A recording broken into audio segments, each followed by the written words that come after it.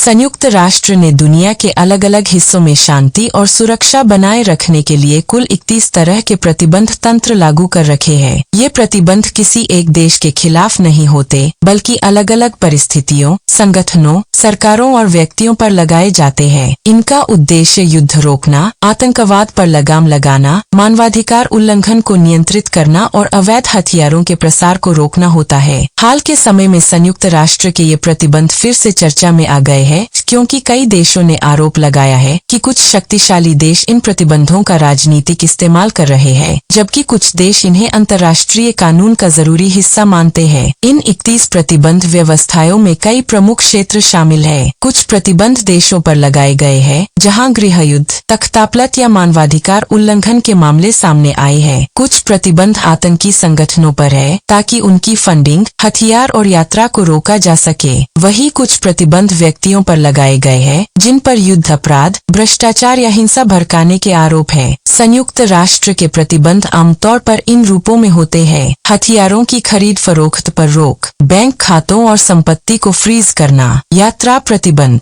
तेल, गैस या खनिजों के व्यापार पर नियंत्रण और तकनीकी या सैन्य सहयोग पर रोक। अभी की स्थिति में कई देशों ने यह सवाल उठाया है कि क्या ये प्रतिबंध वास्तव में आम लोगों की मदद कर रहे हैं या फिर आम नागरिकों की जिंदगी और मुश्किल बना रहे हैं। कुछ देशों का कहना है कि आर्थिक प्रतिबंधों का सबसे ज्यादा असर आम जनता पर पड़ता है, जबकि सत्ता में बैठे लोग सुरक्षित रहते हैं। इसी वजह से संयुक्त राष्ट्र के भीतर यह बहस तेज हो गई है कि प्रतिबंधों को और लक्षित, टारगेटेड बनाया जाए ताकि केवल जिम्मेदार लोग प्रभावित हो, न कि पूरी आबादी। कुछ सदस्य देशों ने यह भी मांग की है कि प्रतिबंध हटाने या नरम करने की प्रक्रिया को ज्यादा पारदर्शी बनाया जाए। वर्तमान समय में वैश्विक राजनीति, युद्ध और ऊर्जा व्यापार के कारण संयुक्त राष्ट्र के प्रतिबंध और ज्यादा संवेदनशील मुद्दा बन चुके हैं। कई बड़े देश अपने राष्ट्रीय हितों और कूटनीति के आधार पर इन प्रतिबंधों का समर्थन या विरोध कर रहे हैं, जिससे संयुक्त राष्ट्र के फैसलों पर सीधा असर पड़ रहा है। कुल मिलाकर संयुक्त राष्ट्र के 31 प्रतिबंध आज सिर्फ कानूनी उपाय नहीं रह गए हैं, बल्कि वे वैश्विक शक्ति संतुलन, राजनीति और अंतर्राष्ट्रीय रिश्तों का अहम हिस्सा बन चुके हैं। आने वाले समय में यह तय होगा कि ये प्रतिबंध दुनिया में शांति लाने का साधन बनेंगे या फिर अंतर्राष्ट्रीय विवादों को और गहरा करेंगे।